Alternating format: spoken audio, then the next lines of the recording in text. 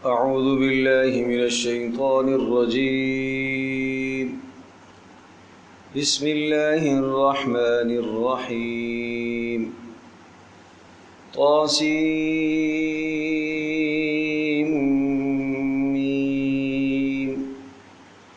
تلك آيات الكتاب المبين.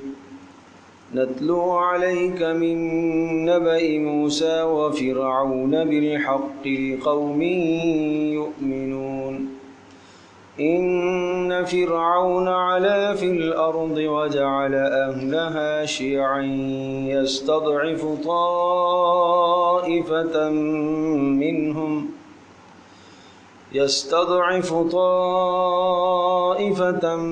منهم يذبح أبناءهم ويستحيي نساءهم إنه كان من المفسدين. ونريد أن نمن على الذين استضعفوا في الأرض ونجعلهم أئمة ونجعلهم الوارثين. ونمكن لهم في الأرض ونري فرعون وهامان وجنودهما منهم ما كانوا يحذرون. وأوحينا إلى أم موسى أن أرضعيه فإذا خفت عليه فألقيه في اليم ولا تخافي ولا تحزني إنا رادوه إليك وجاعلوه من المرسلين. فالتقطه آل فرعون وهامان وجنودهما كانوا خاطئين. وقالت امرأة فرعون قرة عين لي ولك لا تقتلوه عسى أن ينفعنا أو نتخذه ولدا وهم لا يشعرون. وأصبح فؤاد أم موسى فارغا إن كادت لتبدي به لولا أن ربطنا على قلبها لتكون من المؤمنين. وقالت لأخته قصيه فبصرت به عن جنب وهم لا يشعرون. وحرمنا عليه المراضع من قبل فقالت هل أدلكم على أهل بيت يكفلونه لكم وهم له ناصحون. فرددناه إلى أمه كي تقر عينها ولا تحزن ولتعلم أن وعد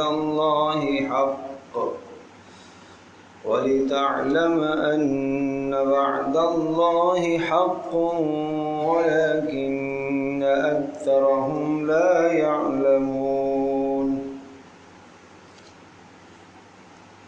یہ سورۃ القصص ہے.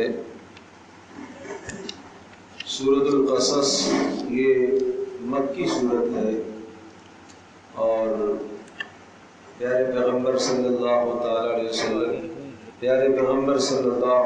علیہ وسلم کی ہجرت کے وقت یہ سورہ مبارکہ نازل ہوئی. اور بعض مفسرین کی یہ رائے ہے کہ یہ ہجرت کے سفر کے دوران نازل ہوئی.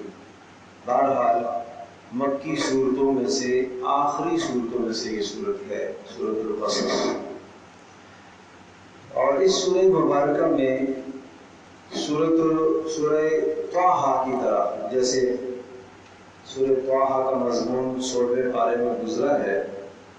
سورہ طٰہٰ حضرت موسیٰ علیہ السلام کے حالات پر مشتمل ہے اور اس میں حضرت موسیٰ علیہ السلام کے ابتدائی تفصیلی حالات ذکر ہیں.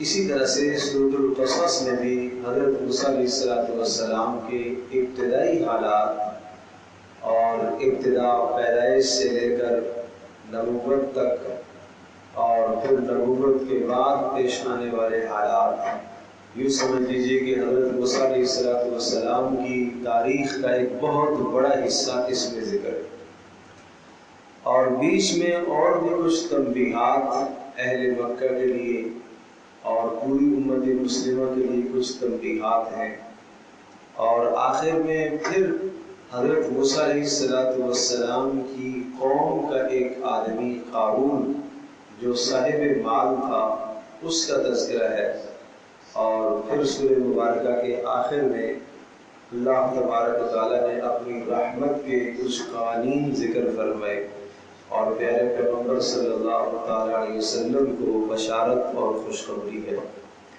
تو گویا کہ بنیادی طور پر سورۃ القصص دو واقعات پر مشتمل ہے، حضرت موسیٰ علیہ السلام کا واقعہ فرعون کے ساتھ جو حالات پیش آئے، اور دوسرا حضرت موسیٰ علیہ السلام کا واقعہ قارون کے ساتھ۔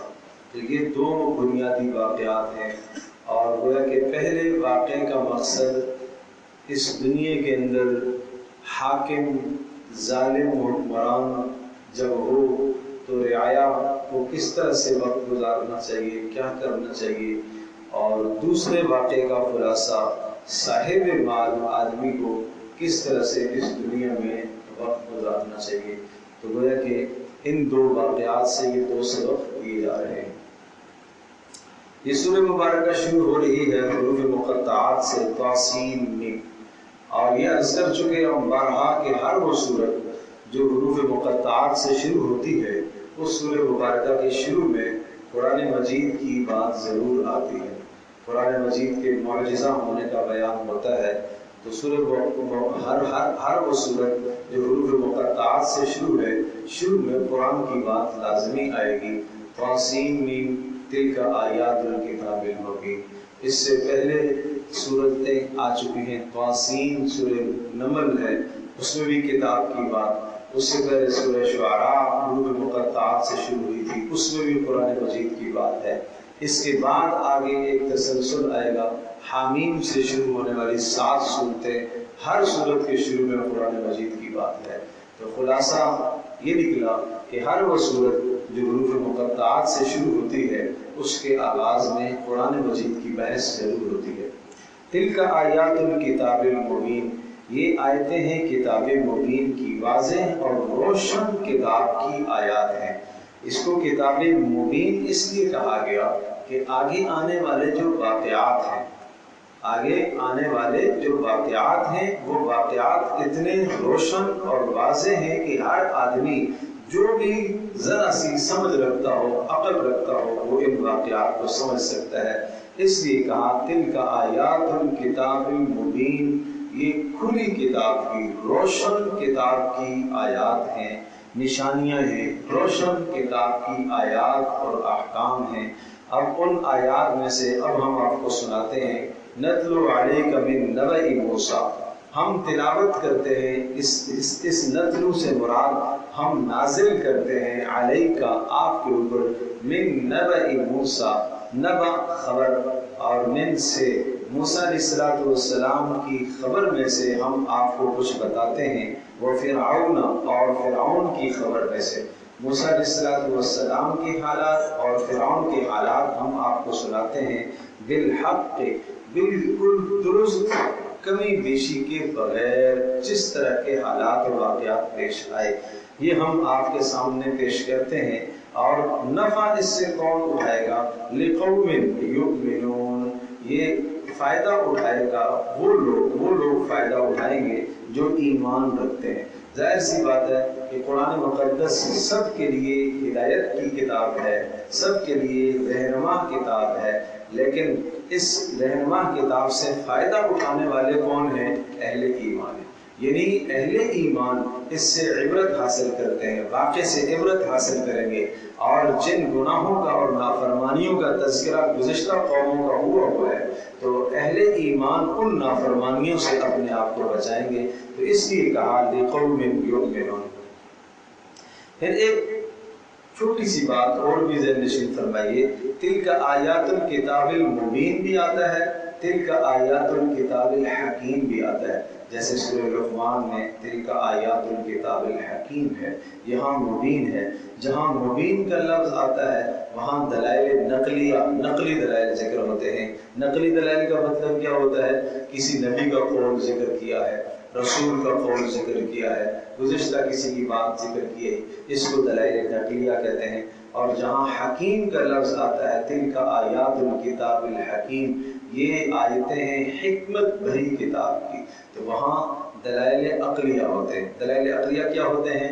آسمان کو دیکھتے نہیں ہو اللہ نے بنایا ہے، زمین کو نہیں دیکھتے ہو، پہاڑوں کو نہیں دیکھتے ہو، کس طرح سے اللہ پاک نے سورج چاند ستاروں کا نظام قائم فرمایا، تو یہ کیا ہے؟ یہ دلائل عقلیہ کہلاتے ہیں۔ ہر آدمی تھوڑی سی عقل لگاتا ہے تو اسے سمجھ میں آ جاتا ہے کہ یہ کائنات کا نظام، یہ کارخانہ ہستی کا نظام بیکار نہیں ہے، اس کا کوئی بنانے والا ضرور ہے۔ تو بہرحال ہم آپ کے سامنے قصہ بیان کرتے ہیں، ہم آپ کے اوپر نازل کرتے ہیں موسیٰ علیہ السلام اور فرعون کے حالات، اور ٹھیک حالات ہم آپ کو بتاتے ہیں لِقَوْمٍ یُؤْمِنُونَ، لیکن ان سے فائدہ وہی اٹھائے گا جو کیا ہے؟ صاحب ایمان ہے۔ إِنَّ فِرْعَوْنَ عَلَا فِي الْأَرْضِ وَجَعَلَ أَهْلَهَا شِيَعًا يَسْتَضْعِفُ طَائِفَةً مِّنْهُمْ۔ اب اس قصے کی تفصیل پہلے میں اجمال ذکر کر دیا نتلو علیہ کا، کہ ہم آپ کو یہ بتانا چاہتے ہیں۔ اب اس اجمال کے بعد تفصیل آ گئی ہے۔ ان فرعون علا فی الارض، بے شک سمجھ لو کہ فرعون علا فی الارض، وہ سرکشی مچا چکا تھا، سر چڑھ چکا تھا، حد سے تجاوز کر چکا تھا۔ علو کرنا، علا سے، تعلی سے، تکبر کرنا، ظلم کرنا، زیادتی کرنا۔ ان فرعون، بے شک فرعون جو ہے وہ علا فی الارض، وہ ارض سے مراد یہاں پر ارض مصر ہے، وہ ارض مصر میں سرکش بن چکا تھا، بہت بڑا ظالم بن چکا تھا۔ وجعل اہلہا، اور جعل اس نے کر دیا، اہلہا وہاں کے رہنے والوں کو، اہلہا سے مراد مصر کے رہنے والوں کو اس نے کر دیا شیعاً، ٹکڑے ٹکڑے۔ شیعہ کا معنی کیا ہوتا ہے؟ ٹکڑے ٹکڑے، سمجھو بھائی۔ تو اس نے مصر کے رہنے والوں کو کیا کر دیا؟ ٹکڑے ٹکڑے کر دیا، گروہ بنا دیا، دو گروہ اس نے بنا دیے، ایک گروہ حاکم اور ایک گروہ محکوم۔ حاکم کون تھا؟ اس کی قوم کے جو لوگ تھے وہ سارے کے سارے حاکم بن گئے، کسی کو اپنا مقرب بنا دیا تو وہ بھی جناب زور چلا رہا ہے۔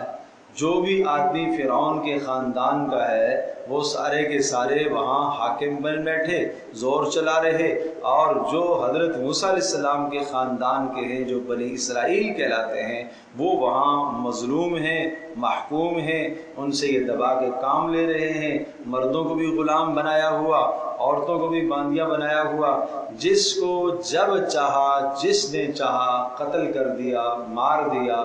ایسا حشر کیا جا رہا تھا جیسے لوگ اپنے گھروں میں بھیڑ بکریوں کے ساتھ معاملہ کرتے ہیں۔ بھیڑ بکریاں ضرورت کے لیے ان کو اپنے گھر میں رکھتے ہیں، اور جب ضرورت آئی تو کسی کو ذبح کر دیا، جب ضرورت آئی تو کسی کو بیچ دیا، جب ضرورت آئی کسی کو باہر نکال دیا۔ اس سے بھی بدتر سلوک اس ارض مصر میں ہو رہا تھا حضرت موسیٰ علیہ السلام کے خاندان کے ساتھ۔ اور یہ حضرت موسیٰ علیہ السلام کا خاندان، یہ آپ پہلے سن چکے ہیں، یہ لوگ منتقل ہوئے تھے حضرت یوسف علیہ السلام کے زمانے میں۔ ان کا چونکہ اپنا علاقہ نہیں تھا، یہ باہر سے ہجرت کر کے آئے تھے یوسف علیہ السلام کے زمانے میں۔ یہ ارض شام سے ارض مصر منتقل ہوئے۔ اس زمانے میں یوسف علیہ السلام کا اقتدار تھا، لیکن جب یوسف علیہ السلام دنیا سے رخصت ہو گئے تو پھر واپس وہ پرانی قوم وہ جو پہلے سے یہاں پر جن کی حکومت چلی آ رہی تھی وہی دوبارہ واپس اوپر آ گئے، اور یہ جو باہر سے آئے ہوئے تھے ان پر انہوں نے ظلم اور زیادتیاں ڈھانا شروع کر دی۔ جیسا کہ آج بھی آپ دنیا میں دیکھتے ہیں کہ ہر جو باہر سے آنے والی قوم ہوتی ہے، کوئی نیک عادل منصف بادشاہ ہو تو ان کے ساتھ اچھا سلوک کرتا ہے، ورنہ باہر سے آنے والی قوموں کے ساتھ عام طور پر بدترین سلوک ہی کیا جاتا ہے۔ اسی طرح کا حال یہاں پر بھی تھا۔ بات سمجھو بھائی؟ تو جو پناہ گزین یہاں تھے، رہ رہے تھے، ان کے ساتھ ظلم اور زیادتیاں انہوں نے کرنا شروع کر دی۔ وَجَعَلَ أَهْلَهَا، وَجَعَلَ اور کر دیا اس نے، کس نے؟ فرعون نے، أَهْلَهَا اہل مصر کو، شیعاً ٹکڑے، کیسے ٹکڑے کر دیا؟ يَسْتَضْعِفُ طَائِفَةً مِّنْهُمْ، کمزور کر دیا، یستضعف ضعیف سے ہے، کمزور کر دیا، طائفتاً ایک جماعت کو، منہم ان میں سے، اور کیسے کمزور کر دیا؟ یذبح ابناءہم، ان کے بیٹوں کو ذبح کرتا تھا، ویستحیی نساءہم، اور عورتوں کو چھوڑ دیتا تھا، انہ کان من المفسدین، وہ تھا بڑا فسادی آدمی، فساد مچا رہا تھا۔ تو لڑکوں کو وہ کیا کرتا تھا؟ ذبح کر رہا تھا، اور لڑکیوں کو زندہ چھوڑ دیتا تھا۔ لڑکوں کو ذبح کرنا دو وجہ سے تھا۔ ایک بات تو یہ آئی ہے کہ اس کو کسی نے کوئی اشارہ دیا، کوئی خواب اس نے دیکھا، اور اس خواب میں اس کو کوئی اس قسم کا اشارہ دیا گیا، اس نے معبرین سے، نجومیوں سے اس کی تعبیر پوچھی ہے، تو تعبیر بتانے والوں نے یہ بتایا کہ اس ارض مصر میں بنی اسرائیل کے خاندان سے ایک بچہ پیدا ہوگا جو تیری سلطنت کی تباہی کا ذریعہ بنے گا، تو اس لیے اس نے بنی اسرائیل کے بچوں کو قتل کرنا شروع کر دیا۔ بہرحال قرآن مجید کے کسی بھی لفظ سے اشارہ نہیں ملتا اس بات کا کہ یہ وجہ تھی قتل کی، ممکن ہے یہ وجہ ہو۔ اسرائیلی روایات میں یہ باتیں ملتی ہیں، لیکن اسرائیلی روایات کا حکم یہ ہوتا ہے لا نصدق ولا نکذب، اگر وہ ہمارے قرآن مجید کے قوانین اور قرآن مجید کے احکام کے مطابق ہیں تو ہم تصدیق کریں گے، مطابق نہیں ہے تو ہم تکذیب کریں گے، اور اگر نہ مطابق نہ مخالف کچھ بھی نہیں ہے تو پھر لا نصدق ولا نکذب، نہ ہم مکمل تصدیق کر سکتے ہیں نہ ہم مکمل جھٹلا سکتے ہیں۔ تو یہ اسرائیلی روایات میں یہ بات تو ہے کہ اس کو نجومیوں نے یہ خبر دی تھی کہ ایک شخص تمہاری سلطنت کی ہلاکت کا ذریعہ بنے گا۔ اور بعض مفسرین نے کہا کہ اس کو ویسے بتایا گیا کہ ان کی تعداد بہت بڑھ رہی ہے، منصوبہ بندی کی پلاننگ تو کر نہیں رہی ہے، یہ تو روز بروز بڑھ رہے ہیں اور بڑھ رہے ہیں اور بڑھ رہے ہیں۔ وہ آئے تھے تو کوئی 70-72 آدمی تھے، اور اس وقت ان کی جو ہے نا وہ مردم شماری کوئی 6 لاکھ سے زیادہ ہے۔ تو یہ اس طرح سے بڑھ رہے ہیں تو یہ آئندہ کوئی ہمارے خلاف کوئی حربہ نہ کر بیٹھے اور کوئی فوج نہ تیار کر لیں۔ تو یہ ظاہری حالات کو دیکھ کر اس نے یہ فیصلہ کیا کہ کہیں ایسا نہ ہو کہ کوئی ہمارے خلاف کوئی فوج کشی کرنا شروع کر دے، تو اس لیے پھر کیا حل کیا جائے؟ بھائی پھر ان کے جوانوں کو قتل کر دو، جنگجوؤں کو، جو بچے ہیں اور بڑے ہو کر وہ جنگجو بنیں گے، لڑائی کرنے کی اہلیت ان میں ہوگی، ان کو قتل کرو۔ اور رہا معاملہ بچیوں کا، تو بچیوں کو قتل کرنے کی ضرورت نہیں ہے، اس لیے کہ انہوں نے لڑنا تو ہے نہیں، اور نمبر 2 ہم نے گھر کے کام کاج بھی تو لینے ہیں، سمجھو بھائی؟ تو گھروں میں ماسیوں کا کام بھی تو نہیں سے کراتے تھے، تو یہ سارے کام بھی ہی کرتے تھے، تو اس لیے بچیوں کو چھوڑ دیا۔ إِنَّهُ كَانَ مِنَ الْمُفْسِدِينَ وَنُرِيدُ أَن نَّمُنَّ عَلَى الَّذِينَ اسْتُضْعِفُوا، بڑی پیاری بات ہے، بڑا خوب جملہ ہے یہ، اگلی باتیں ذہن نشین فرمائیے گا۔ تو یہ بتا دیا کہ یہ ظالم تھا، اور اس ظالم نے کیا کیا؟ اس ظالم نے ارض مصر میں رہنے والی آبادی کو 2 حصوں میں تقسیم کر دیا، ایک حصہ حاکم تھا اور ایک حصہ محکوم تھا، ایک حصہ ظالم تھا اور ایک حصہ کیا تھا؟ مظلوم تھا۔ اس کے اپنے خاندان کے جو لوگ کہلاتے ہیں وہ کیا؟ قبطی کہلاتے ہیں۔ کیا کہلاتے ہیں؟ قبطی۔ قبطی وہ سارے ظالم بن گئے، اور موسیٰ علیہ السلام کے خاندان کے سبطی کہلاتے ہیں، سین کے ساتھ سبطی، تو وہ جو ہے مظلوم بن گئے۔ یہ کام اس نے کر دیا۔ اب اللہ کی منشا، اللہ کا ارادہ کیا ہوا؟ اب آگے سنیے گا۔ اللہ تبارک تعالیٰ نے آگے دعویٰ فرمایا وَنُرِيدُ أَن نَّمُنَّ عَلَى الَّذِينَ اسْتُضْعِفُوا۔ نمبر 1، ہم نے یہ چاہا، نریدو ہم نے چاہا، ان نمن کہ ہم احسان کریں، من یمن کا معنی احسان کرنا، ہم احسان کریں، علی الذی ان لوگوں پر استضعفوا جو کمزور کر دیے گئے، کمزور کر دیے جیسے مراد کون ہے؟ بنی اسرائیل، ان پر ہم احسان کریں، فی الارض زمین میں، یعنی مصر میں جو کمزور کر دیے گئے اور مظلوم تھے ہم ان پر احسان کرنا چاہتے تھے۔ نمبر 2 وَنَجْعَلَهُمْ أَئِمَّةً اور ہم ان کو امام بنانا چاہتے تھے، ہم نے چاہا کہ ہم ان کو کیا کریں؟ امام بنائیں، ائمتاً پیشوا بنائیں، مذہبی پیشوا، سیاسی پیشوا، دونوں اعتبار سے، یعنی وَإِذْ قَالَ مُوسَىٰ لِقَوْمِهِ اذْكُرُوا نِعْمَةَ اللَّهِ عَلَيْكُمْ إِذْ جَعَلَ فِيكُمْ أَنْبِيَاءَ وَجَعَلَكُمْ مُلُوكًا۔ موسیٰ علیہ السلام نے یہ احسان یاد دلایا، سورۃ المائدہ میں ہے کہ اے بنی اسرائیل تمہیں یاد نہیں ہے اللہ نے تمہارے اوپر احسان کیا؟ کیا احسان کیا؟ اللہ نے تمہارے اندر نبی پیدا فرمائے، یہ مذہبی قیادت ہو گئی، اور اللہ نے تمہارے اندر بادشاہ پیدا فرمائے، یہ کیا ہو گئی؟ سیاسی قیادت ہو گئی۔ تو یہ ہے نجعلہم ائمۃ کہ ہم ان کو امام بنانا چاہتے تھے، مذہبی بھی اور سیاسی بھی۔ اچھا جی، نمبر 3 وَنَجْعَلَهُمُ الْوَارِثِينَ اور ہم ان کو وارث بنانا چاہتے تھے۔ کس چیز کا وارث؟ ارض مصر کا، اور ارض مصر میں موجود تمام سلطنت اور سامان کا وارث بنانا چاہتے تھے۔ کتنی باتیں ہو گئی؟ 3 ہو گئی۔ نمبر 4 وَنُمَكِّنَ لَهُمْ فِي الْأَرْضِ اور مزید ہم ان کو، ان کی حکومت کو استحکام دینا چاہتے تھے۔ نمکن، تمکین، سمجھو بھائی، تمکین کا معنی کیا ہوتا ہے؟ استحکام دینا، مضبوط کرنا، جمع دینا۔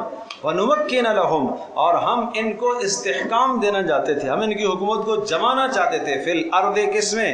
ارض مصر میں۔ ظاہر ہے کسی کو تمکین جبھی ملتی ہے، استحکام جبھی ملتا ہے کہ جب اس کے مد مقابل دشمن بالکل کچل دیا جائے، ختم کر دیا جائے، اور اگر ختم نہیں کیا، آج غلبہ مل گیا، کل پھر جنگ ہوگی، پھر یہ ہار جائیں گے، پھر مغلوب ہو جائیں گے، سمجھے؟ تو تمکین اسی صورت میں مل سکتی ہے کہ جب مکمل طور پر کیا ہو؟ غلبہ ہو، اور مد مقابل کی کمر مکمل طور پر ٹوٹ جائے، جیسے پیارے پیغمبر صلی اللہ تعالیٰ علیہ وسلم کو مکہ فتح کرایا، اور مکہ جب فتح ہوا تو سمجھ لیجیے گا کہ مد مقابل کی مکمل طور پر کمر ٹوٹ گئی، کفر کی کمر مکمل طور پر ٹوٹ گئی، اس کے بعد اہل مکہ کے اندر اٹھنے کی طاقت نہیں رہی۔ جبکہ یہ معاملہ رسول اللہ صلی اللہ علیہ وسلم مکی دور میں، اگر آپ کا جو 13 سالہ زمانہ ہے نا، اس زمانے میں بھی ایسا ہوتا، اگر اللہ تو قادر مطلق ہے، رسول اللہ صلی اللہ علیہ وسلم کو اتنا اختیار اور اقتدار دے دیتا کہ اس وقت اتنی طاقت اللہ پاک دے دیتا کہ وہ اہل مکہ کے ساتھ جہاد و قتال یا جو بھی ہو کرتے، اور وہ سب کے سب وہاں سے نکلنے پر مجبور ہوتے، لیکن نہیں، یہ دنیا دارالاسباب ہے، تدریجاً آہستہ آہستہ کسی نتیجے تک آدمی اس دنیا میں پہنچتا ہے۔ اب آپ اندازہ کیجئے گا کہ یہ جو اللہ نے دعوے فرمائے نا، یہ 5 دعوے ہیں۔ نمبر 1 ہم کمزوروں پر احسان کرنا چاہتے ہیں۔ نمبر 2 ہم ان کو امام بنانا چاہتے ہیں۔ نمبر 3 ہم ان کو ارض مصر اور وہاں کے تمام مالوں کا وارث بنانا چاہتے ہیں۔ نمبر 4 وَنُمَكِّنَ ہم ان کو استحکام دینا چاہتے ہیں۔ اور نمبر 5 وَنُرِيَ فِرْعَوْنَ وَهَامَانَ وَجُنُودَهُمَا مِنْهُمْ مَا كَانُوا يَحْذَرُونَ اور ہم دکھانا چاہتے ہیں فرعون کو اور اس کے وزیر حامان کو اور ان کے لشکروں کو، سمجھے بھائی، منہم وہ تمام چیزیں ما کانوا یحذرون، سمجھو بھائی، جس کے سبب جو ہے وہ کیا کرتے تھے؟ وہ ڈراتے تھے یا وہ ڈرتے، یہ جو چیز کو جن چیزوں سے ان کو ڈرایا گیا تھا، کیا ڈرایا گیا تھا؟ ایک بچہ پیدا ہوگا جو تیری سلطنت کی ہلاکت کا ذریعہ بنے گا۔ آج ہم وہ منظر دکھانا چاہتے ہیں، جو خوف تمہیں دلایا گیا تھا وہ خوف آ گیا ہے بس۔ تو مطلب یہ ہے، اس سے ونوریہ فرعون سے مراد ہلاکت ہے، دشمن کی ہلاکت۔ تو 5 دعوے ہو گئے، کمزوروں پر احسان کرنا، نمبر 2 ان کو امام بنانا، نمبر 3 ان کو وارث بنانا، نمبر 4 ان کو استحکام دینا، اور نمبر 5 دشمن کو تباہ کرنا۔ ونوریہ فرعون سے مراد کیا ہے؟ دشمن کو بولو تباہ۔ یہ 5 دعوے اللہ نے کیے، ٹھیک ہے جی؟ یہ 5 دعوے اللہ نے کیے کہ ہم نے یہ چاہا۔ اللہ سبحانہ و تعالیٰ قادر مطلق ہے، حضرت جبریل کو بھیجتا، کسی فرشتے کو بھیجتا، جاؤ جا کر ارض مصر میں تمام کے تمام فرعونیوں کو تباہ کر کے آ جاؤ۔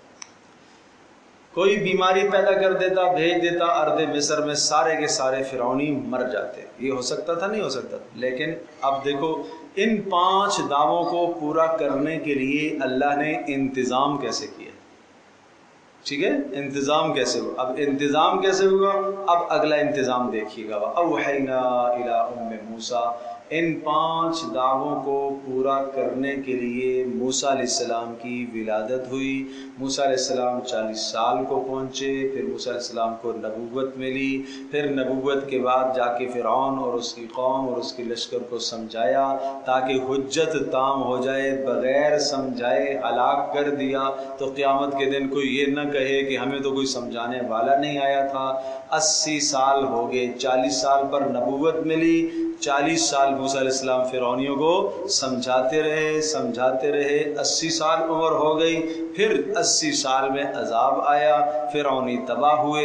جب فرعونی تباہ ہوئے تو ایک وعدہ پورا ہوا کہ ہم تمہارا دشمن کیا کریں گے؟ ہلاک کریں گے، ہلاکت ہو گئی۔ نمبر 2 دوسرا وعدہ بھی ہو گیا کہ جب دشمن کی ہلاکت ہو گئی ارض مصر کے کیا بن گئے؟ وارث بن گئے، ٹھیک ہے؟ اچھا جی، اس کے بعد جناب کیا ہوا؟ وَنَجْعَلَهُمْ أَئِمَّةً، اب امام بنانا۔ اچھا کمزور اوپر آگے، وہ بھی بات ہو گئی کہ کمزوروں کو تقویت بھی مل گئی۔ نَجْعَلَهُمْ أَئِمَّةً، اب یہ معاملہ جا کے بعد میں موسیٰ علیہ السلام کے انتقال کے بعد، ہارون علیہ السلام کے انتقال کے بعد ہوا۔ وَنَجْعَلَهُمْ أَئِمَّةً، ہم ان میں سے پیشوا پیدا کریں گے۔ اور موسیٰ علیہ السلام اور ہارون علیہ السلام کے جانے کے بعد یوشع علیہ السلام پیشوا بن گئے، اور اس کے بعد پھر چلتے چلتے آگے حضرت داؤد علیہ السلام، سلیمان علیہ السلام، یہ اللہ کے نبی بھی بنے اور ساتھ ساتھ کیا؟ بادشاہ بھی بنے، ٹھیک ہے؟ اور یہ جو ونمکن اور تمکین ہے، استحکام، یہ جا کے یوشع علیہ السلام کے زمانے میں حاصل ہوئی۔ ارض مصر میں بھی مکمل کنٹرول ہو گیا، اور ان کا جو اپنا آبائی علاقہ ارض شام تھا، جہاں ارض شام کی طرف ان کو جانے کا حکم تھا، جب فرعون تباہ ہو گیا تھا تو اس کے بعد ان سے کہا گیا اب تمہیں ارض مصر کے اندر تو امن حاصل ہو گیا، اس لیے کہ دشمن کیا ہو گیا؟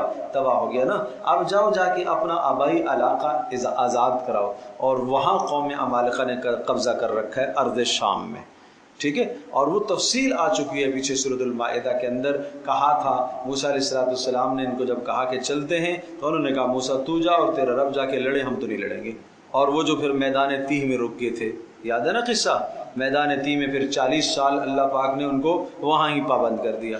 یہ کب ہوا؟ فرعون کے تباہ ہونے کے بعد۔ 80 سال ہو گئے، 120 سال عمر ہوتی ہے موسیٰ علیہ السلام کی۔ پھر موسیٰ علیہ السلام کا انتقال اسی تیہ کے میدان میں ہوا، ہارون علیہ السلام کا انتقال بھی اسی میدان میں ہو گیا۔ پھر اس کے بعد یوشع علیہ السلام آئے، اور 40 سال میدان تیہ میں گزرنے کے بعد پھر یوشع علیہ السلام نے اس قوم کو لیا اور جا کے قوم عمالقہ سے جہاد و قتال ہوا، اور پھر اللہ تبارک تعالیٰ نے وہ فتح عطا فرمائی، اور قوم عمالقہ سے اپنا آبائی علاقہ بھی انہوں نے آزاد کرایا۔ تو ارض مصر کے اندر بھی حکومت ہو گئی، اور ارض شام کے اندر بھی اللہ نے ان کو حکومت عطا فرمائی۔ تو کوئی 150 سال کا عرصہ لگا ان 5 باتوں کو پورا ہوتے ہوتے سمجھے بھائی؟ 150 سال کا عرصہ لگا ان 5 باتوں کو پورا ہوتے ہوتے۔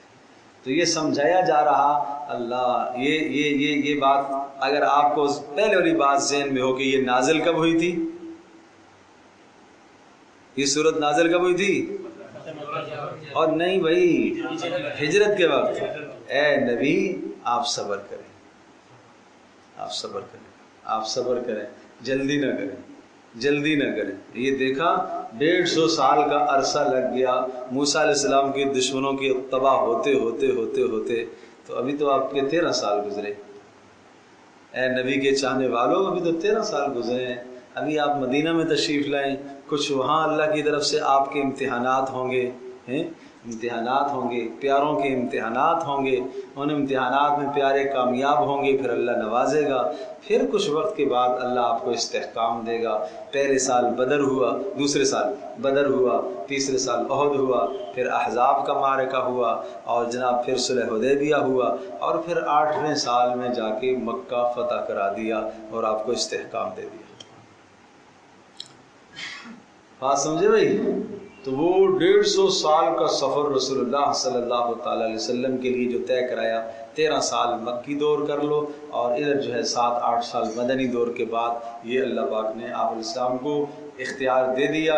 और फिर प्यारे पैगम्बर सल्लल्लाहु ताला अलैहि वसल्लम जब हज के लिए आप तशरीफ़ ले गए 10-10 में, आप इस्लाम ने हज जब फरमाया और हज के बाद फिर वापस फिर तबूक का एक मारका था, तबूक का सफ़र था आप इस्लाम का, वो ज़िंदगी का आखिरी जिहाद व क़िताल का सफ़र था। फिर 11 में आप इस्लाम दुनिया से रुखसत हो गए, तो 11 में पूरा जज़ीरा अरब आपके ज़ेरे नगी आ चुका था। पूरा जज़ीरा अरब जो है ना, वो सब का सब इस्लाम का परचम वहाँ लहरा चुका था। तो ये सारा किस्सा इसलिए सुनाया रसूलुल्लाह सल्लल्लाहु अलैहि वसल्लम और आपके सहाबा को, ये तसल्लियों के लिए सुनाया कि आज मक्का छोड़ के जा रहे हैं। मैंने कहा ना हिजरत के वक्त नाज़िल हुई, बाज़ ने कहा कि हिजरत में रास्ते में नाज़िल हुई, तो रास्ते में ए नबी आप परेशान ना हो, आखिर में आएगा।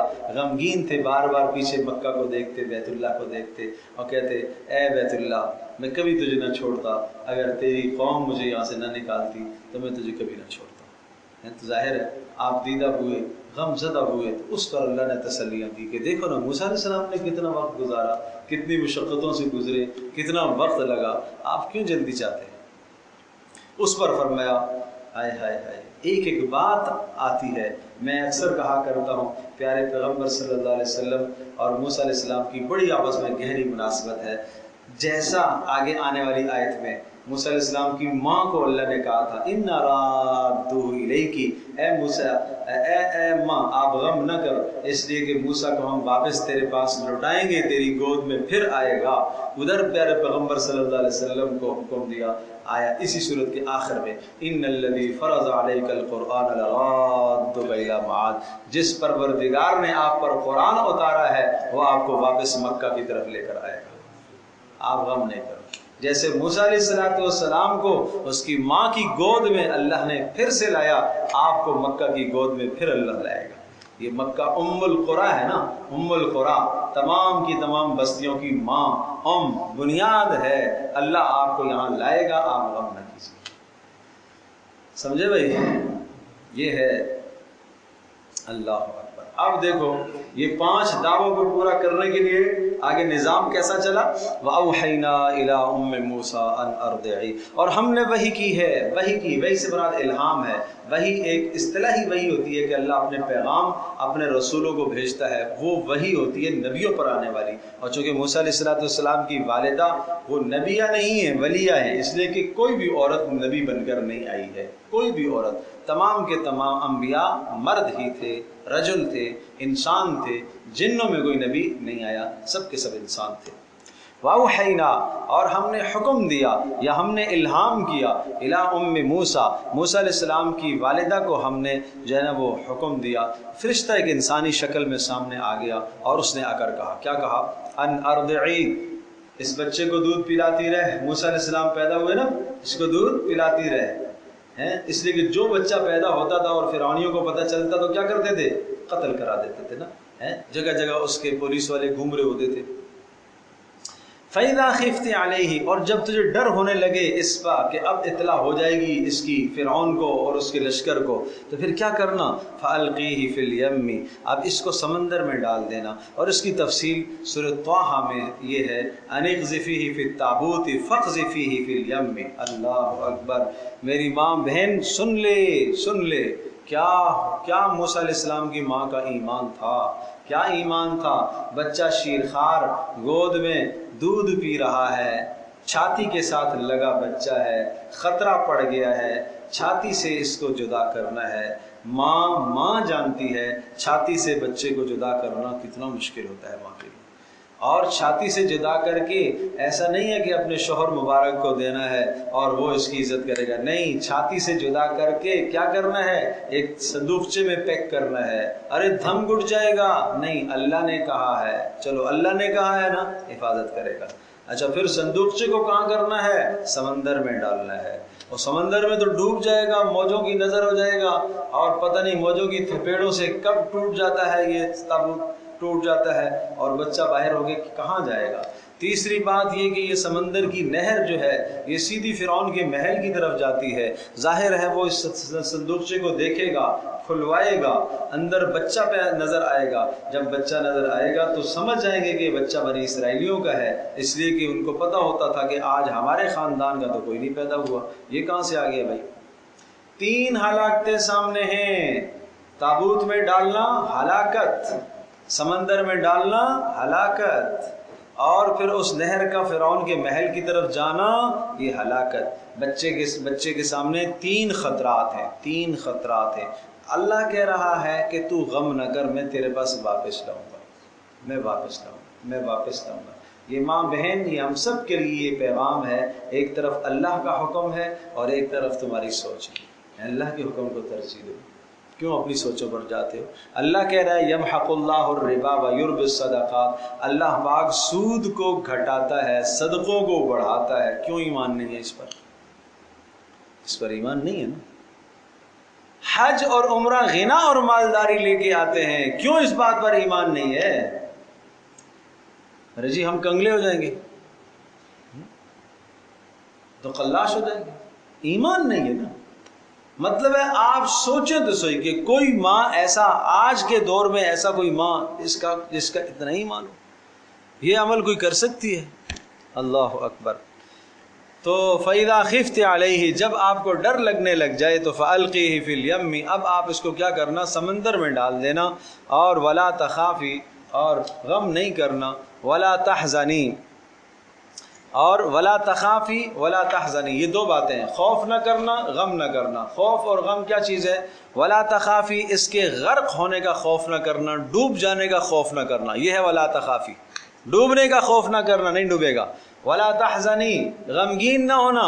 غمگین نہ ہونے کا مطلب کیا ہے؟ اس کے فراق اور جدائی پر غمگین نہ ہونا. تو کیا کہا؟ ہاں، خوف نہ کرنا اور غم نہ کرنا. تو یہ دونوں لفظوں کو آپ سمجھ گئے جی. پہلا والا لفظ کیا ہے؟ وَلَا تَخَافِي، خوف نہ کرنا. کس چیز کا خوف؟ ڈوبنے کا. ارے ڈوبنے کا خوف نہ کرنا، نہیں ڈوبے گا.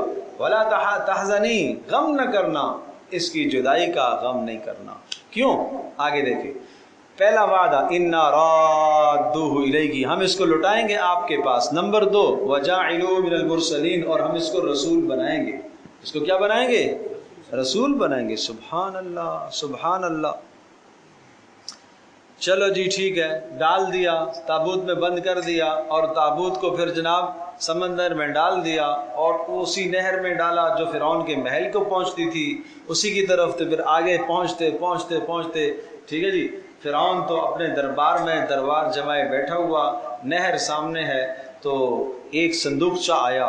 دوڑو بھائی، نکالو، یہ کیا ہے اس میں؟ کوئی خزانہ ہے، کوئی کیا چیز ہے؟ فَالْتَقَطَهُ آلُ فِرْعَوْنَ، آل فرعون نے اس کو اٹھا لیا. فَالْتَقَطَ لقطہ سے، لقطہ سمجھتے ہو نا؟ لقطہ کہتے ہیں گری پڑی چیز کو. گری پڑی چیز کو اٹھا لینا، اس کو کیا کہتے ہیں؟ لقطہ. لام قاف قاف اور ہاں، لقطہ. تو آل فرعون نے اس کو لقطہ سمجھ کر اٹھا لیا. گرا پڑا، پتہ نہیں کس کا ہوگا. یعنی ان کے ذہن میں یہ نہیں تھا کہ کوئی باقاعدہ پلاننگ کے تحت اس کو صندوقچے میں بند کیا گیا اور ڈالا گیا ہے. نہیں، انہوں نے بس سمجھا کہ کیا ہے، یہ ایک لقطہ ہے. یہ ہوا ہوگا کہ جناب کوئی مرد یا عورت، کوئی فیملی کیا کر رہی ہوگی، نہر پار کر رہی ہوگی، اور پار کرنے کے لیے انہوں نے بچے کو صندوقچے میں ڈالا ہوگا. صندوقچے کو ہاتھ میں پکڑ کے گھسیٹ کے لے جا رہے ہوں گے. کوئی اس طرح کا واقعہ، مطلب انہوں نے سمجھا کہ بس یہ کوئی ایسا ہی لقطہ ہے. فَالْتَقَطَهُ آلُ فِرْعَوْنَ، آل فرعون نے اس کو کیا سمجھا بھائی؟ لقطہ سمجھ کے اٹھا دیا. پھر لِيَكُونَ لَهُمْ عَدُوًّا وَحَزَنًا، اس لام کو سمجھنے کی ضرورت ہے. یہ لام تعلیلیہ نہیں ہے، علت کے لیے نہیں آیا ہے. ایک لام اس طرح کا آتا ہے جو علت اور سبب بیان کرتا ہے. یہ سبب کے لیے نہیں آیا، یہ عاقبت کے لیے آیا ہے. عاقبت کا مطلب کیا ہوا؟ اب میں جو ترجمہ کر رہا ہوں دیکھیے گا. فَالْتَقَطَهُ آلُ فِرْعَوْنَ، آل فرعون نے اس کو اٹھا لیا. لیکون لہم عدوا وحزنا، انجام یہ ہو گیا کہ وہ ان کے لیے دشمن بن گیا اور غم کا سبب بن گیا. وہ بچہ ان کا دشمن بن گیا اور کیا بن گیا؟ غم کا سبب بن گیا. یہ کب؟ یہ جا کے 30 سال کے بعد، 40 سال کے بعد. ایسا نہیں ہے کہ جس دن آئے اٹھایا فوری اس نے فرعون کو چماٹے لگانا شروع کر دی. ایک زمانہ گزرا ہے بھائی. اللہ اکبر. ان فرعون و حامان و جنود. اچھا کیوں دشمن بن گیا؟ کیوں دشمن بن گیا؟ ہوئے کیوں بن گیا؟ اس لیے آگے علت ہے سبب ہے. اس لیے ان فرعون و حامان، اس لیے کہ فرعون اور حامان اور اس کے لشکر کانوا خاطئین، بہت بڑے خطا کار تھے، ظالم تھے. اس لیے کیا بن گیا یہ ان کا انجام؟ ظلم کے انجام کی وجہ سے یہ بچہ ان کے لیے دشمن بن گیا. اچھا جی، کھولا گیا صندوقچہ تو ادھر سورہ طٰہٰ میں فرمایا وَأَلْقَيْتُ عَلَيْكَ مَحَبَّةً مِّنِّي، ہم نے، اللہ نے کہا کہ میں نے محبت ڈال دی تیرے چہرے پر، ایسی محبت ڈال دی جو موسیٰ علیہ السلام کو دیکھتا نا محبت کرنے لگتا ہر کوئی. ایک دم فرعون نے کہا قتل کرو، یہ وہی ہے. سب نے کہا بھائی کیسی بات کرتے ہو. بیوی صاحبہ بیچ میں آڑے آ گئی. بیوی تو بہت سارے کام کر لیتی ہے نا، اگرچہ آج کل کوئی کام نہیں کرتی ہے، آج کل ساری شاپنگ کرواتی ہے، باقی کوئی کام نہیں کرتی. دین پر لانے کے لیے بہت بڑا کردار ہے بیوی کا، بہت بڑا کردار ہے بیوی کا. سمجھے بھائی؟ بیوی کے سامنے تو آدمی ڈھیری ہو جاتا ہے. اب اس نے منوا لیا، اس نے بہت کوشش کی قتل کریں گے جی. بیوی نے کہا کہ نہیں قتل کریں گے. کیوں قتل کریں گے؟ معصوم بچہ ہے، یہ کیا کرے گا تمہاری. سمجھے بھائی؟ یہ کیا کرے گا؟ تو یہ اللہ کا نظام تھا. اللہ نے یہ اسباب، دیکھو دنیا ہے دار الاسباب، اللہ نے اسباب بنانے تھے نا، اسباب بنانے تھے. بیوی کے دل میں آسیہ، اس کے دل میں ڈال دیا علیہ الرضوان، بڑی نیک عورت تھی، شروع سے مزاجن نیک تھی. اور پھر جب موسیٰ علیہ السلام کی نبوت ہوئی تو پھر تو ایمان لائی، پھر تو کیا ہی نیکی کا کہنا، جس کو رسول اللہ صلی اللہ علیہ وسلم نے فرمایا کہ گزشتہ امتوں میں رجال، مرد تو بہت ایسے ہیں جو کمال کے درجے پر پہنچے ہیں، لیکن عورتوں میں 2 عورتیں کمال کے درجے پر پہنچی ہیں. ایک آسیہ فرعون کی بیوی اور ایک مریم بنت عمران. یہ 2 کمال تک پہنچی ہیں. بات سمجھے بھائی؟ اور یہ آسیہ قیامت کے دن یہ جنت میں رسول اللہ صلی اللہ علیہ وسلم کی زوجہ ہوگی. یہ جو زوجہ ہوگی آپ اسلام. تو اس نے کہا، کیا کہا؟ قرۃ عین لی ولک، ارے یہ بچہ ہماری آنکھوں کی ٹھنڈک بن جائے گا، میری اور تیری آنکھوں کی ٹھنڈک بن جائے گا. لا تقتلوہ، اس کو قتل نہ کرنا. عسیٰ ان ینفعنا، امید ہے بڑا ہو کر یہ ہمیں فائدہ دے گا. فائدہ یہ دے گا کہ یہ بھی ہو سکتا ہے کہ جناب ہوشیار نکلا تو یہ ہمارے سلطنت امور میں اور سیاسی امور میں ہمارا معاون بن جائے گا. او نتخذہ ولدا، یا ہم اس کو اپنا بیٹا بنا لیں گے اور اپنا متبنہ بنا لیں گے. تو یہ بھی اچھا، اولاد تھی نہیں اس کی، ہم اس کو اپنا متبنہ بنا لیں گے. وہم لا یشعرون، اللہ کہہ رہا ہے ان بیچاروں کو خبر نہیں تھی انجام کی کہ آگے ہوگا کیا. یہ اللہ تو اللہ ہے بھائی. اللہ تو دکھاتا ہے نا کہ دیکھو تمہیں کیا پتا آئندہ کیا ہونے والا ہے. یہ چیز تمہارے حق میں بھلائی ثابت ہوگی یا برائی ثابت ہوگی، تمہیں کیا معلوم. تمہیں یہی چاہیے. ہاں جی، وہ آج جوان آتے ہیں، دوست میرے پاس آتے ہیں، مول صاحب استخارہ کرنا ہے. اچھا بھائی ٹھیک ہے، کیا کرنا ہے؟ استخارہ خود ہی کرو. پھر اس کے بعد وہ فلاں لڑکی ہے نا، بس مجھے اسی ہی سے شادی کرنی ہے، اسی ہی سے کرنی ہے، بس اس کے علاوہ تو مجھے کرنی ہی نہیں ہے. اگر میں نے اس کے ساتھ نہ کی نا تو وہ خودکشی کر لے گی، وہ مر جائے گی. یہ بات ہے. وہ بھی کہہ رہی ہے میں تیرے ساتھ ہی کروں گی، اور یہ بھی کہہ رہا ہے میں تیرے ساتھ ہی کروں گا. اللہ کے بندو تمہیں کیا معلوم آئندہ چل کے تمہارے حق میں کیا بہتر ہے. تم اللہ سے یہ کیوں نہیں مانگتے ہو اے اللہ جو میرے حق میں بہتر ہے وہ مقدر فرما دے. اللہ کے ساتھ شرطیں نہ لگایا کرو مجھے یہی چاہیے، یہ نہ کیا کرو نا، شرطیں نہ لگاؤ مجھے یہی چاہیے بس. نہیں سمجھے؟ یہ آج تو تمہارے ساتھ ٹھیک ہے، کل کیا پتا کیا. اب ظاہر ہے یہ بچہ آج تو جناب لے لیا ہے، آگے چل کے کیا ہوا. اس لیے قرآن کہتا ہے وَهُمْ لَا يَشْعُرُونَ، نہیں ہے شعور تمہیں، آئندہ کا تمہیں کیا خبر، تمہیں نہیں شعور ہے. چلو یہ بات ہو گئی، یہ تو وہاں پہنچ گئے. موسیٰ علیہ السلام یہ شیرخوار بچہ فرعون کے محل میں پہنچ گیا. ظاہر ہے ادھر ماں نے اپنی چھاتی سے اس کو جدا کر کے سمندر کے سپرد کیا.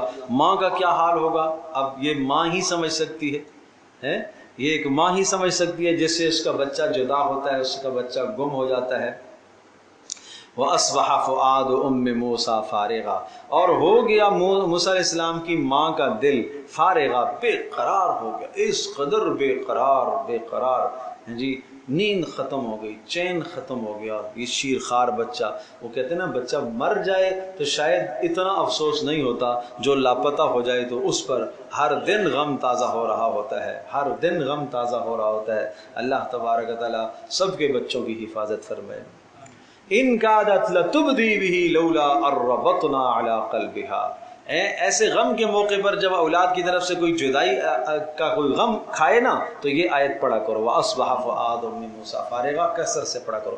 ان کادت لتبدی بہ، فرمایا قریب تھا کہ وہ ظاہر کر دیتی، اپنے اس حال کو کھول دیتی کہ ارے یہ میرا بچہ ہے، بول دیتی. جب بول دیتی تو بچتا قتل کرتے نا، اس لیے کہ ماں کو جانتے تو تھے کہ یہ کون ہے، یہ تو بنی اسرائیل کی عورت ہے. تو بچہ کس کا نکلا؟ بنی اسرائیل کا. ان کا عادت لتبدی بھی، قریب تھا کہ اس کو ظاہر کر دیتی. لولا اربطنا علی قلبہا، اگر ہم نے اس کے دل پر گرہ نہ لگائی ہوتی تو، اگر ہم نے اس کو صبر نہ دیا ہوا ہوتا تو وہ ظاہر کر دیتی.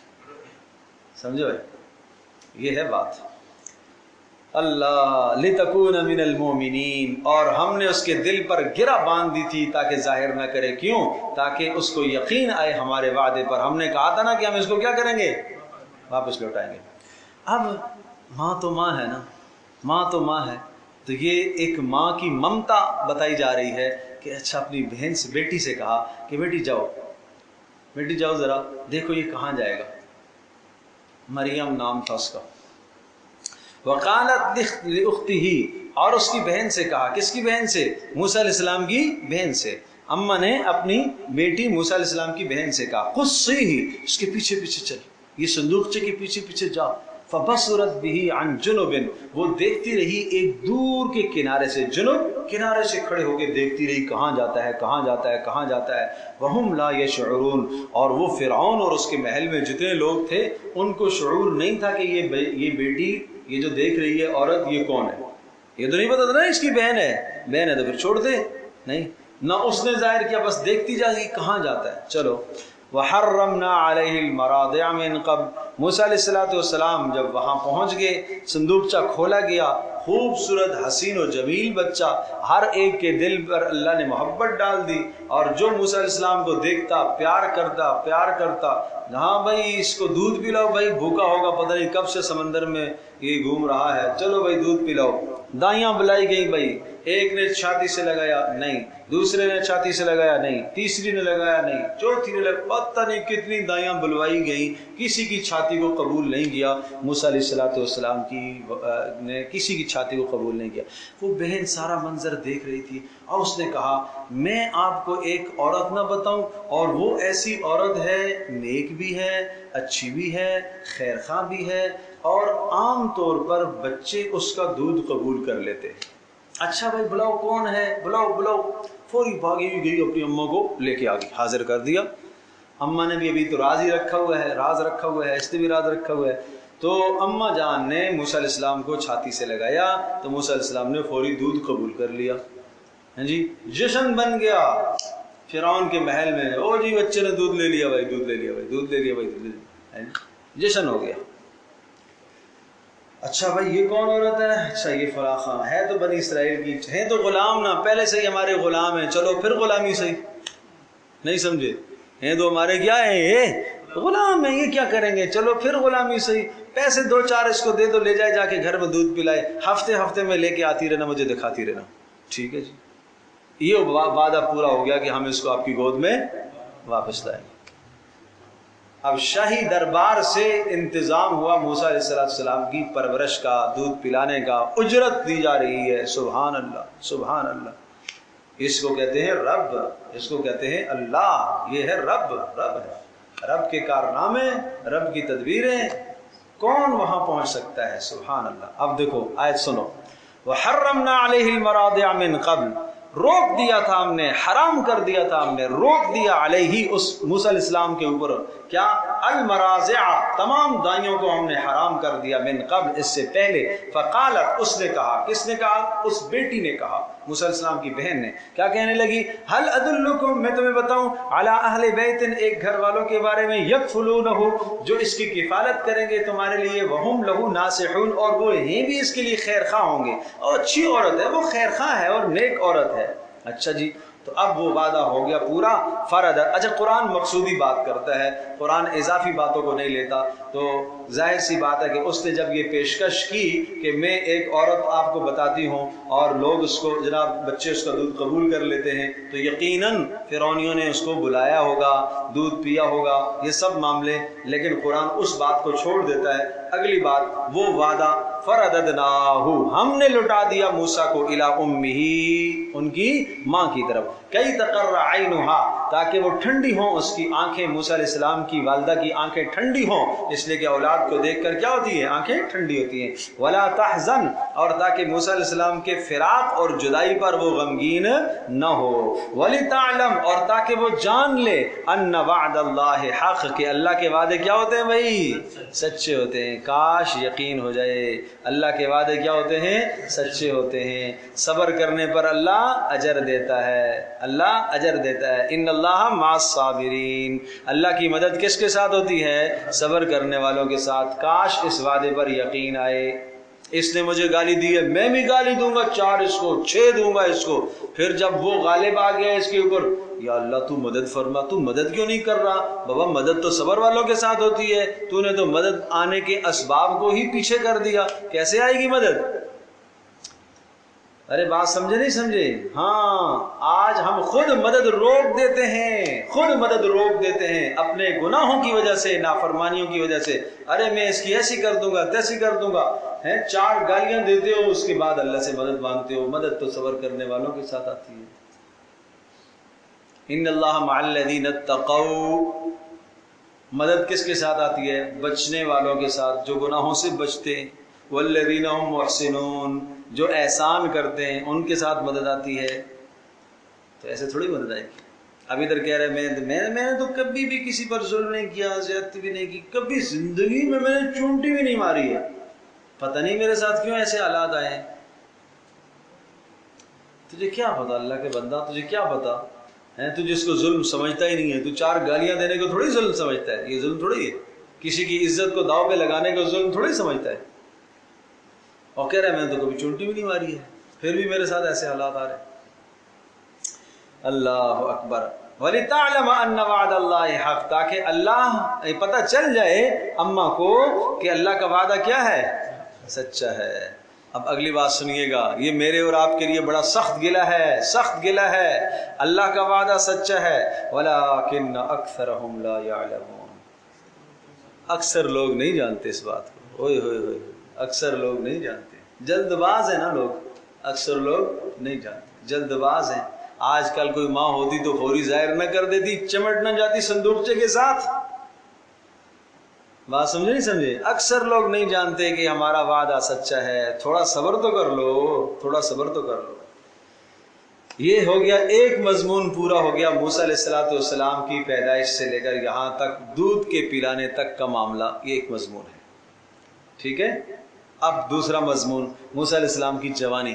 وَلَمَّا بَلَغَ أَشُدَّهُ وَاسْتَوَىٰ آتَيْنَاهُ حُكْمًا وَعِلْمًا، اور جب موسیٰ علیہ السلام اپنی جوانی کو پہنچے، وَلَمَّا، اور جب بلغ پہنچے، أَشُدَّهُ اپنی جوانی کو، وَاسْتَوَىٰ اور بالکل مکمل طور پر جسمانی اور عقلی قوت مکمل ہو گئی، وَاسْتَوَىٰ برابر ہو گئی قوت ان کی، آتَيْنَاهُ حُكْمًا وَعِلْمًا ہم نے ان کو حکمت عطا فرمائی ہے اور علم عطا فرمایا۔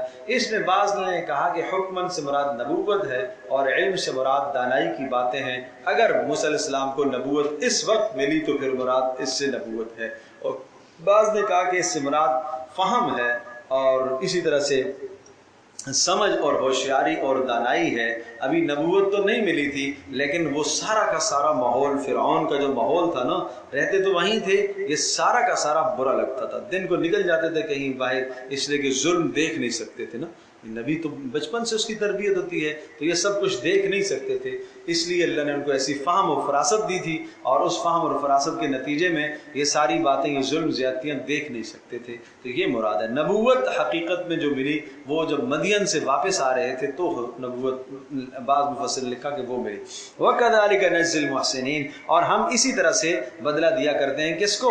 المحسنین، نیکی کرنے والوں کو، احسان کرنے والوں کو۔ یہ بات ہو گئی ختم۔ اب موسیٰ علیہ السلام کے مصر سے مدین کی طرف جانے کے اسباب پیدا ہو رہے ہیں، مصر سے مدین کی طرف جانے کے اسباب، اور موسیٰ علیہ السلام کی شادی کے اسباب پیدا ہو رہے ہیں۔ دنیا دار الاسباب ہے، ٹھیک ہے جی، دار الاسباب ہے، سبحان اللہ۔ ودخل المدینہ، اور موسیٰ علیہ السلام داخل ہوئے شہر کے اندر مصر میں، علی حین غفلت، جب سب کے سب سو رہے تھے۔ عام طور پر دوپہر کے وقت موسیٰ علیہ السلام باہر نکلتے تھے، قیلولے کا جو وقت ہوتا تھا نا، باہر نکلتے تھے اپنی ضرورت پوری کرنے کے لیے، اس لیے کہ ہر طرف ظلم زیادتیاں ہوتی تھی، برداشت نہیں ہوتا تھا، تو نکلے دوپہر کے وقت۔ بعض نے کہا کہ رات کا وقت تھا، بہرحال کوئی ایسا وقت تھا کہ جس وقت ساری قوم سو رہی تھی، یا قیلولے کا وقت تھا یا رات کا وقت تھا، یا بعض نے کہا کہ فجر کا وقت تھا، فجر میں بھی دنیا ویسے بھی سو رہی ہوتی ہے۔ تو وہاں پہنچے تو فوجد فیہا رجلین، پایا، فوجد پایا، فیہا اس شہر میں، رجلین دو آدمیوں کو، یقتتلان آپس میں لڑ رہے تھے، ایک قبطی تھا ایک سبتی تھا، قبطی فرعون کے خاندان کا، سبتی موسیٰ علیہ السلام کے خاندان کا، اور ظاہر ہے فرعونی کیا کر رہے تھے؟ ظلم کر رہے تھے، تو یہ وہاں پٹ رہا تھا موسیٰ علیہ السلام کے خاندان کا۔ اچھا جی، ہذا من شیعتہ وہذا من عدوہ، یہ ایک تھا موسیٰ علیہ السلام کی برادری کا، شیعتہ گروہ، موسیٰ علیہ السلام کے گروہ کا، یعنی برادری کا، وَهَذَا مِنْ عَدُوِّهِ، اور یہ دوسرا موسیٰ علیہ السلام کے دشمنوں میں سے تھا۔ فَاسْتَغَاثَهُ الَّذِي مِنْ شِيعَتِهِ، مدد طلب کی۔ فاستغاثہ کا معنی کیا ہوتا ہے؟ استغاثہ اردو میں استعمال کرتے ہیں، مدد طلب کی، سمجھے؟ ہو موسیٰ علیہ السلام سے، الذی اس نے، من شیعتہ جو موسیٰ علیہ السلام کے خاندان کا تھا، کس کے خلاف؟ علی الذی اس کے خلاف، من عدوہ جو موسیٰ علیہ السلام کے دشمنوں میں سے تھا۔ اچھا بھائی، اور موسیٰ میری مدد کریے، مجھے مار رہا ہے۔ موسیٰ علیہ السلام گئے، فوکزہ موسیٰ، رکھ کے ایک مکہ دیا، فوکزہ موسیٰ، وکز کہتے ہیں مکہ مارنے کو، مکہ مارا موسیٰ علیہ السلام نے، فقضا علیہ، وہ اس کا تو خاتمہ ہی ہو گیا، مر گیا، وہ کم وقتہ مر گیا۔ مارنے کا ارادہ نہیں تھا، قتل کا ارادہ نہیں تھا، لیکن بہرحال موسیٰ علیہ السلام کا مکہ تھا، اور نبی کی طاقت اور نبی کی جان وہ برداشت نہ کر سکا، وہ مر گیا۔ جب وہ مر گیا، موسیٰ علیہ السلام کو فوری ندامت ہوئی کہ یہ تو نہیں کرنا چاہیے تھا بھائی، کم از کم تھپڑ لگا دینا چاہیے تھا، کم از کم یہ حال تو نہیں، انہوں نے مر تو گیا، اب کیا کریں؟ قال ھذا من عمل الشیطان، فوری نادم ہوئے، کہا یہ تو شیطان کی طرف سے ہو گیا، انہ عدو مضل مبین، یہ تو بڑا ظالم ہے شیطان، اور گمراہ کرتا ہے انسانوں کو۔ قال ربی انی ظلمت نفسی، اے اللہ مجھ سے ظلم ہو گیا، اے اللہ مجھے معاف فرما دے، فاغفر لی، مجھے معاف فرما دے، فغفر لا، اللہ نے معاف کر دیا۔ جب معاف کر دیا تو کیا ضرورت ہے بحث کرنے کی؟ جب اللہ نے معاف کر دیا تو تم کیوں کہتے ہو کیوں مارا تھا، کیوں کیا تھا، یہ کیا تھا، وہ کیا تھا؟ اجتہادی غلطی تھی، اجتہادی خطا تھی، ہو گیا، مارنے کا ارادہ نہیں تھا۔ ایک آدمی راستے میں چلتے چلتے چلتے گر گیا، گرنے کا ارادہ تھا؟ نہیں، یہاں جا کے میں گروں گا بھائی، ہیں؟ گرنے کا ارادہ تھوڑی تھا، تو گر گیا بس۔ وہ ہمارا ایک ساتھی تھا، اردو بیچارے کو آتی نہیں تھی، تو جو ہے نا وہ صدر سے بیٹھا، اور بس پر ادھر ناتا خان اسٹاپ پہ اس نے اترنا تھا۔ اب وہ ظاہر سی بات، ناتا خان آگے درس فاروقیہ میں جانا تھا اس نے، تو کنڈکٹر کو کہنے لگا بھائی وہ روکو، میرے گرنے کی جگہ آ گئی، میں گروں گا، میں گروں گا، میرے گرنے کی جگہ آ گئی ہے، میں گروں گا۔ میں اس نے کہا بھائی گرے گا تو مر جائے گا۔ نہیں نہیں نہیں، میرے گرنے کی یہ جگہ آئی ہے، میں یہیں گروں گا۔ تو وہ جب گاڑی کھڑی ہوئی تو اتر گیا، کہا اترنا ہے؟ ہاں ہاں مجھے گرنا ہے یہاں پر، سمجھے بھائی؟ تو ایسا بھی ہوتا ہے۔ اللہم صلی علی محمد۔ تو فغفر اللہ، معاف کر دیا، انہ هو الغفور الرحیم، اس لیے کہ اللہ تبارک تعالیٰ کیا ہے؟ بخشنے والا، مہربان۔ اور دوسرا وہ تھا بھی چونکہ کافر تھا، اور کافر، اور وہ ظالم کافر تھا، سمجھے بھائی؟ تو اس کو مار بھی دیا تو کوئی اتنا بڑا نقصان نہیں ہے، کوئی بات نہیں۔ چلو قال ربی بما انعمت علی فلن اکون، کہنے لگے موسیٰ علیہ السلام اے میرے پروردگار بما انعمت علی، اے اللہ تو نے میرے اوپر انعامات تو بہت سارے فرمائے ہیں نا، فلن اکون ظہیرا للمجرمین، اے اللہ میں کبھی بھی نہ بنوں گا کسی مجرم کا مددگار، میں کسی مجرم کا ظالم کا مددگار کبھی بھی نہیں بنوں گا۔ فاصبح فی المدینۃ خائفا، اب یہ خطرہ تو تھا ہی تھا کہ پتہ نہیں اب کیا ہوگا، پتہ تو چل جائے گا میرے بارے میں، حالات تو پتہ چل جائے۔ فاصبح فی المدینۃ خائفا، صبح کی موسیٰ علیہ السلام نے شہر میں ڈرتے ہوئے، فاصبح صبح کی شہر میں، خائفا ڈرتے ہوئے، یترقب انتظار میں تھے کہ ابھی کوئی خبر آ رہی ہے، ابھی کوئی خبر آ رہی ہے، میرے بارے میں خبر آ رہی ہے کہ فرعون کی پولیس آ رہی ہے گرفتار کرنے کے لیے۔ فَإِذَا الَّذِي اسْتَنصَرَهُ بِالْأَمْسِ يَسْتَصْرِخُ، اچانک دیکھا، نکل رہے تھے کہ کہیں یہاں سے دور چلا جاؤں، فَإِذَا الَّذِي اسْتَنصَرَهُ، دیکھا وہ آدمی جس نے مدد مانگی تھی، استنصرا جس نے کیا کیا تھا، مدد مانگی تھی، ہو موسیٰ علیہ السلام سے، بالامس کل گزشتہ مدد مانگی تھی، یستصرخ آج پھر فریاد کر رہا ہے، یستصرخ کا معنی چیخ رہا ہے، اوہ میری مدد کرو، میری مدد کرو، آج پھر فریاد مانگو۔ قال له موسیٰ، موسیٰ علیہ السلام نے کہا اس کو، انک لغوی مبین، یہ تو کیا کیسا آدمی ہے، لغوی گمراہ آدمی ہے تو، ڈھانٹا اس کو، انک لغوی مبین، تو ظلم کرتا ہے، کل بھی تو نے ایک کو مروا دیا، آج دوسرے کو مکہ ماروں گا تو وہ بھی مر جائے گا، یہ کیا کر رہے ہو تم؟ موسیٰ علیہ السلام جب اس نے موسیٰ علیہ السلام نے دیکھا کہ یار وہ تو مار رہا ہے اس کو، قبطی جو ہے اس کو مار رہا ہے، چلو چلتے ہیں مدد کر لیتے ہیں اور چھڑاتے ہیں۔ موسیٰ علیہ السلام چھڑانے کے لیے آگے بڑھے، فلما اراد ان یبطش، جب ارادہ کیا موسیٰ علیہ السلام نے، ان یبطش کہ ہاتھ پکڑے یا ہاتھ ڈالیں، بالذی اس کو، ہوا عدو لہما جو ان دونوں کا کیا تھا، دشمن تھا، یعنی اس قبطی کو پکڑنے کا ارادہ کیا کہ چھڑاؤں، پیچھے کھینچوں اس کو، تو وہ جو دوسرا تھا نا موسیٰ علیہ السلام کے اپنے خاندان کا، وہ ڈر گیا، اس نے کہا آج مجھے مکہ لگے گا تو میں بچوں گا نہیں۔ قال کہنے لگا، یا موسیٰ، او موسیٰ، اترید ان تقتلنی، تو مجھے قتل کرنا چاہتا ہے، کما قتلت نفسا بالامس، جیسے کل تو نے ایک کو مارا، بس یہاں وہ بھونڈا پھوٹ گیا، ہوئے ہوئے، کل جو ایک آدمی مقتول پایا گیا اس کا قاتل موسیٰ نکل آیا، سمجھے بھائی؟ تو یہ موسیٰ علیہ السلام کے اپنے خاندان والے نے کیا کر دیا، بانڈا پھوڑ دیا، نہیں سمجھے؟ اپنے ہی یوں ہی کیا کرتے ہیں بیٹا، نہیں سمجھے؟ اپنے ایسا ہی کرتے ہیں۔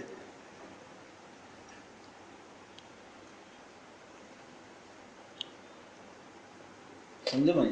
ڈبوتے تو اپنے ہی ہیں، یہ کیوں ترقی کر رہا ہے، سمجھے بھائی؟ تو یہ بانڈا پھوڑ دیا انہوں نے۔ اب پتہ چل گیا، وہ سن لیا نا اس نے، قبطی نے، کہ وہ کل والا جو مقتول ہے اس کا قاتل کون ہے، موسیٰ۔ چلو بھائی، ان ترید الا ان تکون جبارا فی الارض، موسیٰ علیہ السلام کو وہ ڈانٹ رہا ہے، کیا کہہ رہا ہے، ان ترید الا ان تکون جبار، اور تو زمین میں سرکش بننا چاہتا ہے، وما ترید ان تکون من المصلحین، کو تو اصلاح کے لیے تھوڑا ہی آیا ہے، کل بھی تو نے ایک کو مکہ مار کے مار دیا، اصلاح تھوڑی ہمارے درمیان میں کی ہے، آج پھر تو آ رہا ہے مجھے مکہ مارے گا، اس کو مارے گا، یہ بھی مر جائے گا، تو اصلاح کے لیے نہیں آیا، کس کے لیے آیا ہے، مارنے کا شوق ہے تجھے، اچھا بھائی۔ اب تو بات کھل گئی اور فرعون کے محل تک یہ بات پہنچ گئی، اسی قبطی نے پہنچا دی، وہ کل جو مرا تھا اس کا قاتل موسیٰ ہے، اور موسیٰ کی قوم کے ایک آدمی نے بتا دیا کہ اچھا۔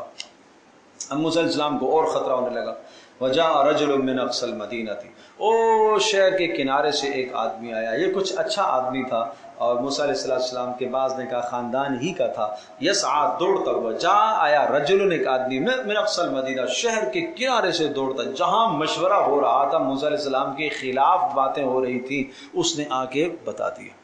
تو اس سے پتہ چلا کہ کسی شخص کی جان کے خلاف، جان کو قتل کرنے کے بارے میں مشورہ ہو رہا ہو تو تمہیں جا کے چپکے سے کیا کرنا چاہیے، بتا دینا چاہیے۔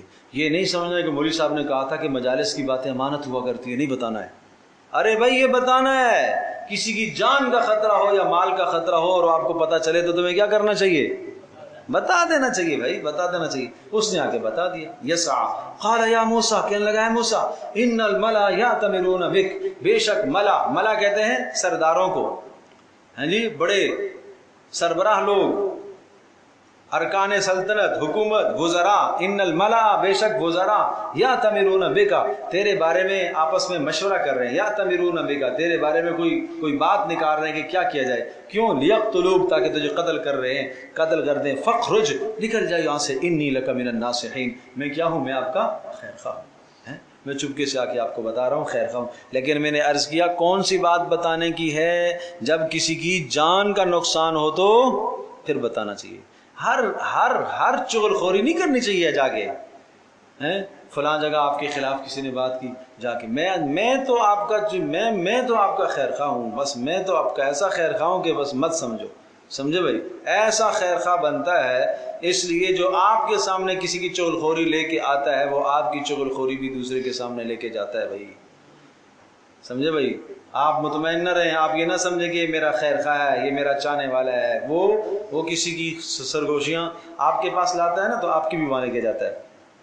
خیر بہرحال فخرج منها خائفا يترقب، موسیٰ علیہ الصلوۃ والسلام وہاں سے نکلے خائفاً، خوف رکھتے ہوئے، ڈر اور اندیشہ رکھتے ہوئے، اور قال رب نجنی من القوم الظالمین، اور کہنے لگے اے میرے پروردگار مجھے نجات عطا فرما ظالموں سے۔ یہ موسیٰ علیہ السلام نے وہاں التجا کی ہے، رب نجنی من القوم الظالمین، اے اللہ مجھے ظالموں سے نجات عطا فرما۔ تو اب یہاں سے پھر موسیٰ علیہ السلام چلے جو ہے نا وہ مدین پہنچے، اور اگلے رکوع میں یہ تیسرا مرحلہ ہے موسیٰ علیہ السلام کے خاندان کا، موسیٰ علیہ السلام کی واقعات کا، کہ مدین پہنچے اور پھر وہاں حضرت شعیب کے پاس یا شیخ مدین کے پاس رہے۔ اس کی تفسیر میں انشاءاللہ اگلی نشست میں کروں گا، لیکن اگلے رکوع بڑے اہم ہیں، خواتین کے لیے بڑے اہم ہیں، عفت پاک دامنی کے اعتبار سے بہت جامع اور اہم رکوع ہیں اگلا رکوع جو ہے۔ اس لیے درخواست ہے کہ اہتمام کے ساتھ خود بھی آئیں، دوسروں کو بھی ساتھ لے کر آئیں۔ الحمدللہ رب العالمین والصلاة والسلام علی سید الانبیاء والمرسلین وعلی آلہ وصحبہ اجمعین۔ اللہم انا نسألک الہدی والتقی والعفاف والغنی، اللہم انا نعوذ بک من الفتن ما ظہر منها وما بطن، ربنا لا تجعلنا فتنة للقوم الظالمین ونجنا برحمتک من القوم الکافرین، اللہم استر عوراتنا وآمن روعاتنا، یا حی یا قیوم برحمتک نستغیث، اصلح لنا شاننا کلہ ولا تکلنا الی انفسنا طرفۃ عین، اللہم ارحمنا بالقرآن العظیم واجعل لنا اماما ونورا وهدى ورحمة، اللہم ذکرنا بما نسینا وعلمنا بما جہلنا وارزقنا تلاوته آناء الليل وأطراف النهار واجعله لنا حجة یا رب العالمین، وصلی اللہ تعالی علی خیر خلق محمد وعلى آلہ وصحبہ اجمعین۔